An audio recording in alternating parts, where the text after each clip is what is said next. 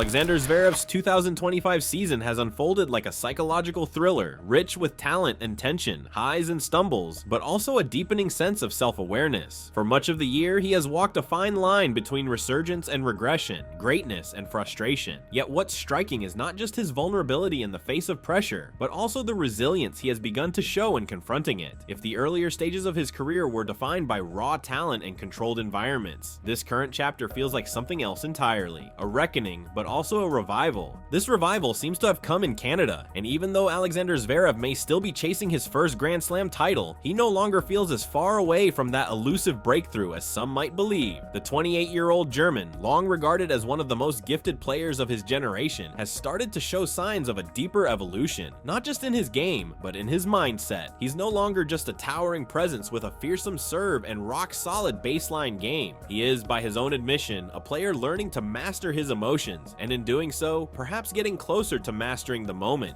In Toronto, Zverev's steady progress at the Canadian Open continued with an impressive win over defending champion Alexei Popyrin in the quarterfinals. It was a notable result, not just because he beat a reigning ATP Masters 1000 title holder for the first time in his career after 5 previous losses, but because of the manner in which he did it, with composure, with patience, and with resilience in key moments. The victory not only secured him a place in the semifinals, but also marked his 155th win at the Masters 1000 level, tying him with Grigor Dimitrov for the most among players born since 1990. It was another step forward in what's quietly becoming a strong season. Zverev now holds a 39-14 record for 2025, with a title in Munich, a final in Stuttgart, and quarterfinal appearances in Rome and Paris. "I want to be remembered for my tennis," he said in Toronto when asked how he balances his emotional journey with the pressures of performance. "I want to be remembered for what I've achieved on the court, for what I've done in this sport. Also for the good things I try to do off the court, my foundation, my family, all of that matters to me." There was a pause, then a telling admission. "I'd rather be remembered for that than for the outbursts I used to have, right? At some point it just changes. It has to."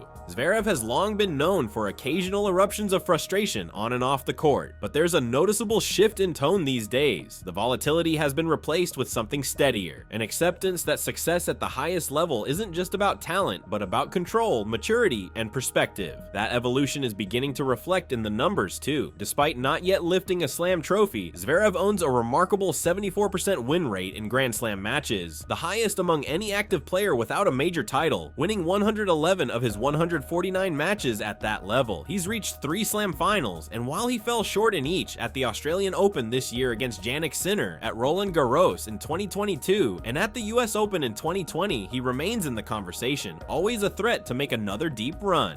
There have been other milestones along the way this week. After defeating Matteo Arnaldi in the 3rd round, Zverev became the first player born after 1990 to reach 500 career wins on the ATP Tour, including team events. And with his victory over Popyrin, he also became just the 2nd active player behind Novak Djokovic to reach 75 ATP Masters 1000 semifinals, a testament not just to his longevity, but to the level he sustained year after year. But how did he recover from his very poor mental state, especially after Wimbledon? Let's go back and revisit his 2025 journey. Following a disheartening first-round exit at Wimbledon to Arthur Rinderknecht, Zverev didn't retreat behind excuses or defiance. He stood before the press and said things few top athletes ever say out loud. He admitted to feeling alone on court, to struggling mentally since January, to losing joy not just in defeat, but even in victory.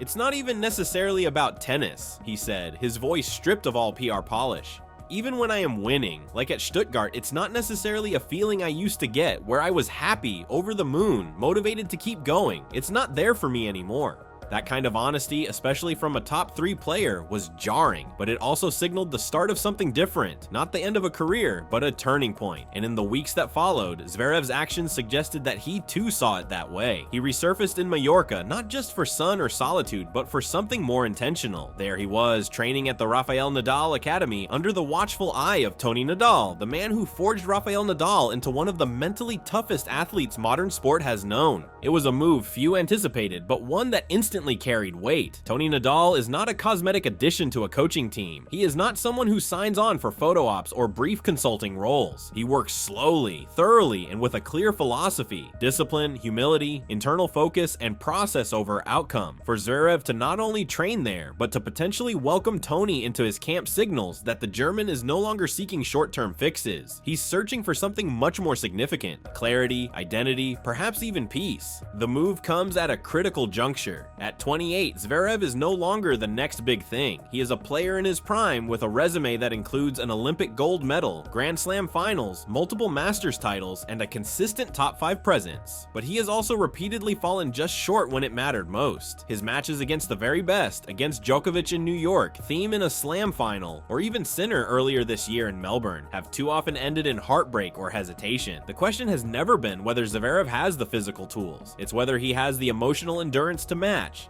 That's where Tony Nadal may offer something no one else has. While Zverev has worked with high-profile coaches before, Lendl, Ferrer, Bruguera, Ferrero, they were all to some extent held at arm's length by the enduring influence of his father Alexander Sr. and brother Misha. Team Zverev has long operated like a family-run corporation with limited space for outside voices to reshape the product. Those who tried found themselves marginalized or exited swiftly. That structure may have helped stabilize Zverev early in his career, but it has also arguably kept him from evolving in the way elite champions must. Tony Nadal is not the kind of coach who sits quietly in the background. If he's to take this on, it will be on his terms. And that, more than the training sessions or practice results, is the clearest sign of change. If Zverev is truly ready to let go of the habits and hierarchies that have defined his career so far, Tony's influence could reshape more than just his forehand or footwork. It could reshape his mental foundation. But this narrative is not one of complete despair. Amidst the noise, Zverev remains a contender. He is ranked number 3 in the world. He holds a winning record against both Carlos Alcaraz and Jannik Sinner, the two players widely viewed as the future and increasingly the present of men's tennis. Zverev has not resigned himself to irrelevance. Quite the opposite. In a recent interview, he made it clear that despite the setbacks, he is far from done. "Maybe it hasn't been my best year," he said, "but I don't think I'm as far away as some people may think." There's a defiance in that statement, not born from arrogance, but from belief. He's not denying the rise of Alcaraz and Sinner. In fact, he acknowledged their stature openly. "Carlos is kind of the star boy now," he said. "He brings great energy to the court. Along with Jannik, they're the players to beat. I just hope to spoil their party a little bit, and I think I can do that." It wasn't a boast. It was a mission statement, one grounded in the quiet confidence of someone who still sees a place for himself at the top. These comments show a different Zverev, one who is aware of the shifting narrative but not intimidated by it. One who has taken stock of his position without surrendering it. And that duality, acknowledging his struggles while holding on to belief, is perhaps the most hopeful sign of all. He believes that his story is far from written, and he is now acting like someone determined to take the pen back into his own hands. What comes next will determine whether this is merely a moment of reflection or the beginning of a reinvention.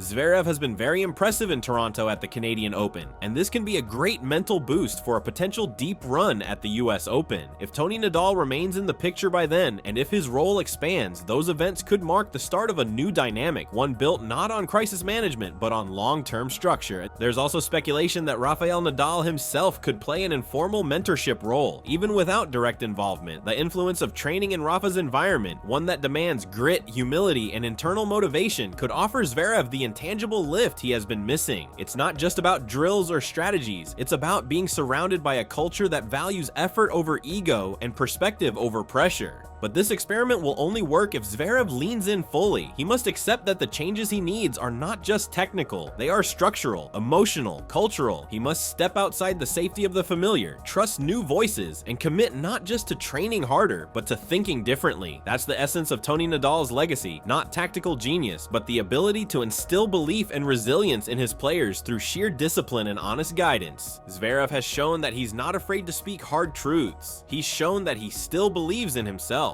Now comes the hard part, acting on that belief in a way that requires discomfort, patience, and humility. The spotlight remains on Alcaraz and Sinner for now, but if Zverev's recalibration is real, if this isn't just another coaching detour, but the beginning of an internal transformation, then he may yet do what he said, spoil the party. The next few months won't just decide how 2025 ends for Alexander Zverev. They may decide what kind of player and person he becomes for the rest of his career. The tools are there. The ranking is still there. The belief is flickering but alive. And for the first time in a long time, the desire to evolve seems genuine. This is no longer about potential, it's about will. And Zverev, bruised but not broken, is giving himself one more shot, not just to win, but to be better. This time, it might actually work.